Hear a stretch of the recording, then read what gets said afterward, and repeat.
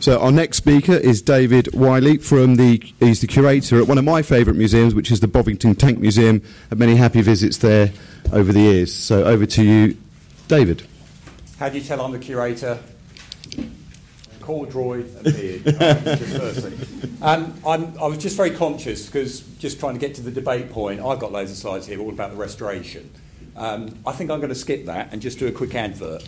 If you want to talk about the restoration, buy this book. We've just written it, and it's all about there, and it says some of the ethical arguments in there about why we did and what we did over time.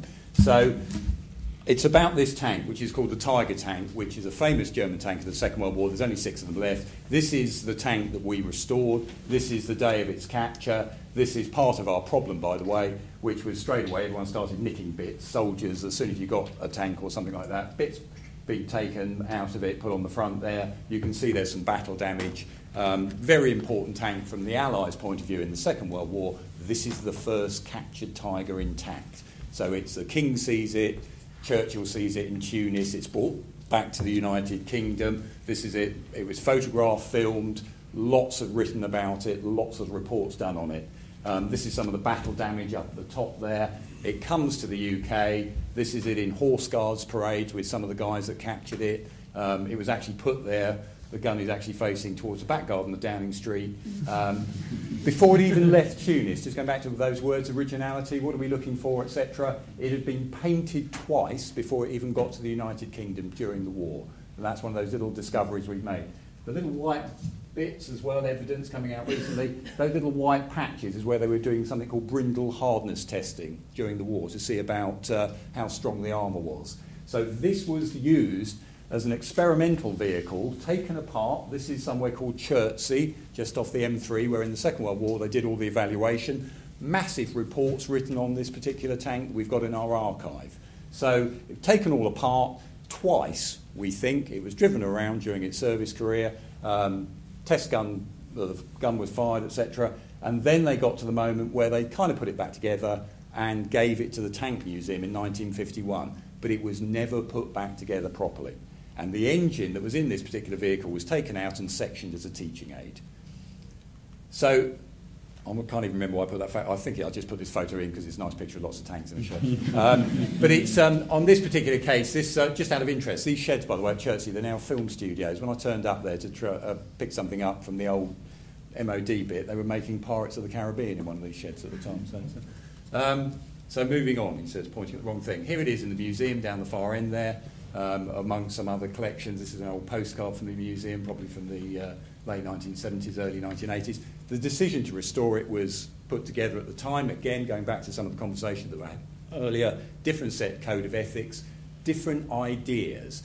But because the tank was never put back together completely by the military, that was one of the reasons. The second reason was, let's have an iconic tank that we can run at the museum so that it will draw attraction and interest.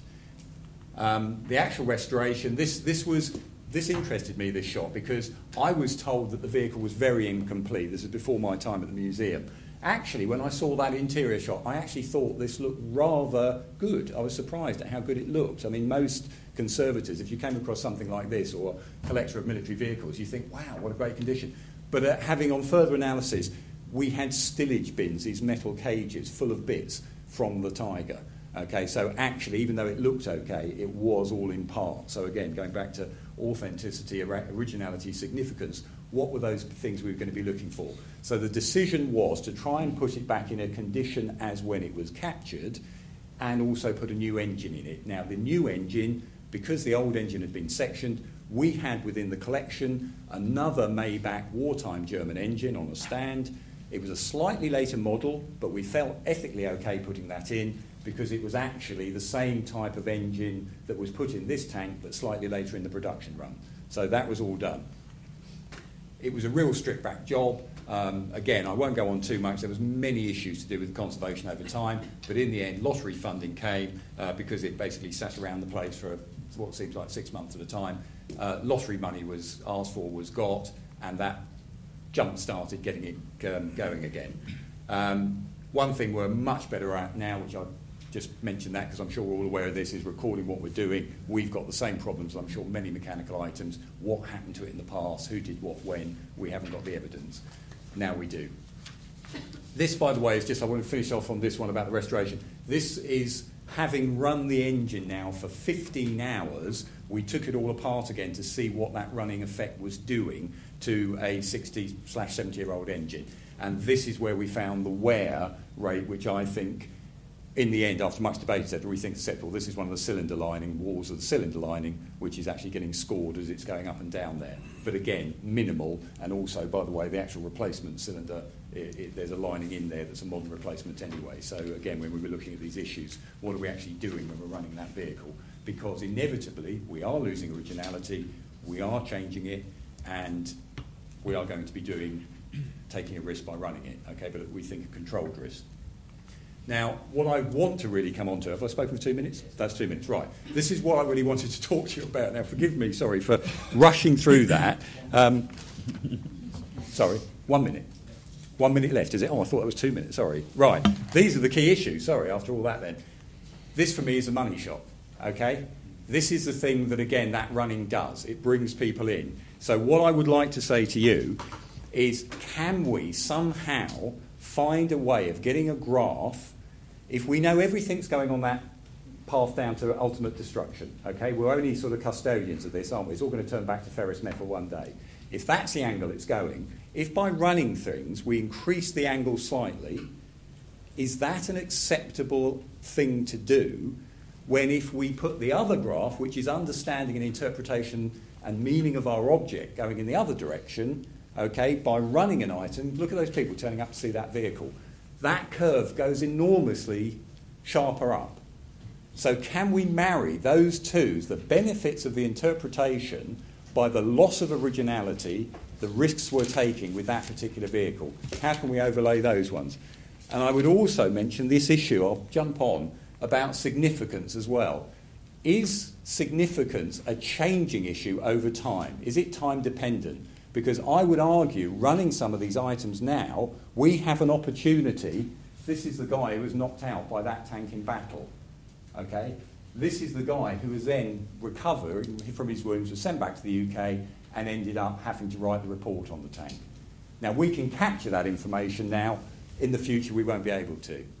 So I wonder if that's another one of those time-significant issues. Thank you very much. Right. Thank you very much.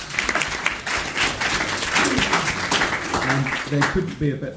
Excuse me. There couldn't be a better person to, I think, respond to that than Jonathan Ashley Smith, because I've touched on several things that you've talked about often, Jonathan. Do they? Right. Yes. I always knew there was something strange about Simon Kane. He says he's had many happy hours at a tank museum, which I have to say makes him very different from me. But I think I might possibly go to a tank museum to see a tank moving around, whereas I don't think I could want to go and see a dead one. It's fortunate that I met David at a coffee this morning, so we had a rerun of some of this, and he was just talking about the transition from being in charge of paintings to being in charge of tanks as far as conservation is concerned. And I said, well, the paintings wear out. The use of paintings is to be looked at, but bits fall off. People don't worry about putting those bits back in on a painting. So you're not doing anything different than just letting bits fall off a painting and getting a restorer to stick them back in. I can't see anything wrong with that. You talked about the time dependence of significance, and I was going to say, I think possibly a lot of industrial museums, and especially those to do with warfare, may well have a limited lifetime. It may be 100 years or 200 years, but it's a limited lifetime. It just won't go on. People will not come in their droves to see a tank from, what was that, only the Second World War. You know, I mean, people will not really want to come and see that. So I think there's no harm in accelerating the degradation in order to get the current audience, because I don't think there's a future audience. Thank you, Jonathan.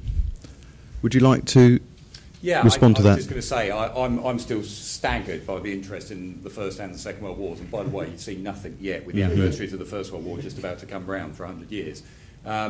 Yes, I mean, I think there is an interest. It still seems to go, the latest war film, whatever comes out, say War Horse, just coming out, again, has gone to a popular audience as well. So I'm not too sure about the audiences for the future. I do think it'll change, but I do think the significance of the items will change over time.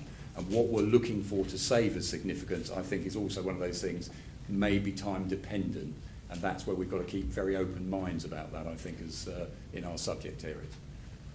Thank you very much. So I'm looking to the audience now for comment. There's lots in there to talk about. We have one over here on the... Good morning, it's Chris Shadowman from Common Transport Museum. Very interesting, thank you. Just a quick question, nothing to do really with what you did, but you mentioned the engine change. You had a spare engine. I believe there was not a tank, maybe a Tiger restored. I read about that they stripped an engine from, I believe, a Dutch tank. In Holland? Yes, to get the other one running. And as a curator, and we're on vehicles, I would have an issue with that, to destroy something to make something else work. Obviously, you didn't quite have that challenge because you had a spare engine. How would you look at such a thing if you wouldn't have a spare engine? How would you have dealt with that situation? I think go back to what are you there for as an organisation? In other words, what is the collection? What's your remit? If destroying or having sacrificial items can go with your collecting policy and what you're there about, it may well be an okay thing to do. I do think it's a dodgy one, sort of stripping Peter to pay Paul, but I would also go back to who's funding your future. And one of the big issues, this tank has taken way too much time, way too much money. We've got 300 other tanks, okay? But I go back to that shot there, if I can go backwards, this shot, okay? That has done us so many political favours, okay, because the funding the lottery are not paying money for us to conserve things. They are paying money for us to conserve things for public benefit. And that they see as public benefit, okay? So it doesn't quite answer your question, but it's this as part, and I would say from the ethics point of view, you need to be part of that bigger picture all the time and be involved in the debates and the discussions, because that bigger picture means that we might have a sustainable future, okay? Because the lottery paid for our building, this massive building behind here. We've just gone back to them for another big storage shed.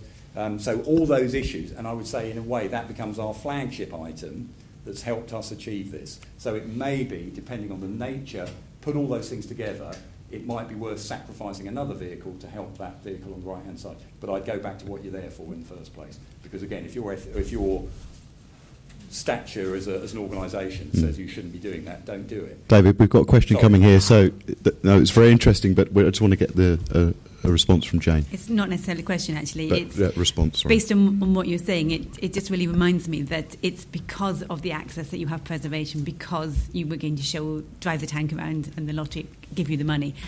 And it just really makes me come back over and over again to the fact that I think it's very unhelpful in preservation when we sit around talking about preservation and access being in conflict, because I always find that a completely meaningless concept without the benefit, without the users, whether they're the enthusiasts, the visitors or the academics, whoever they are.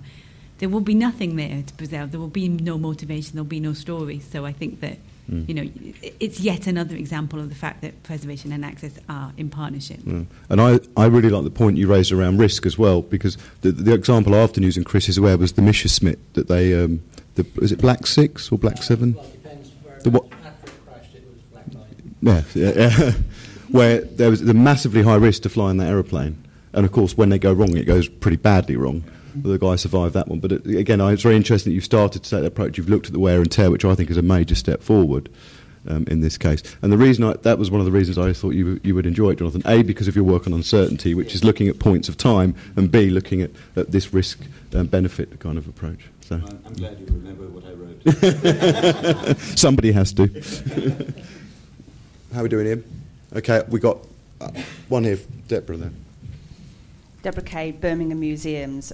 Just a point about the public and what they believe they want to see or what they are seeing. And it ties back in, I think, to the other two talks when they said people go to see the Mona Lisa because it's the original. I think people come to see this tank because it's the original. They don't know it's got 47 different new parts. Does it matter? I think as a curator, one of the things I'm quite keen that we do, and again, I give the lottery credit on this, they've pushed us to explain what we're doing and why we're doing it. So we do actually try and explain what we're doing. If you go on our website to the public as a whole, we explain how we've restored it. We've got little film clips. Some of them look like really nerdy things out, 1970s Open Universities programs, with us pointing at things, trying to explain, how this works and whatever.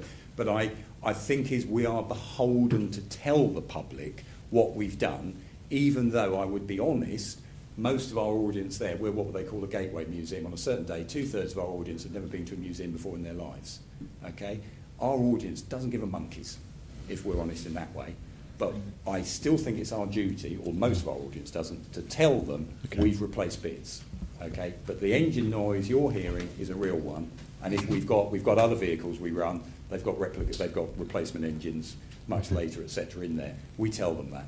Okay, Dave, I just want to squeeze one more from the panel member, one more view. I don't know if this is appropriate to ask. For museums, it's for public engagement. It's for people to see, learn, and possibly experience these marvelous equipments. From the plane to the machine to the tank, we know that games engines, computer games, can replicate, completely give you that experience. The military uses it for simulation, for training. I don't know if that will make a difference, if you recreate the tank, a drivable tank for visitors to drive in. It's not expensive to develop the software and replicate that experience, and from the engines to the plane, Okay, so very, very briefly, David, if you want to just on that, sorry, does anyone here play very computer briefly games at all?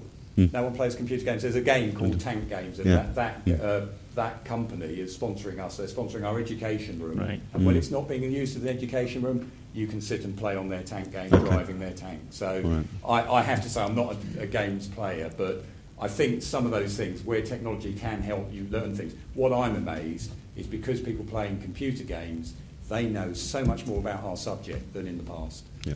And that's another one of those interesting things we shouldn't sneer at. That's great. Thank you very much.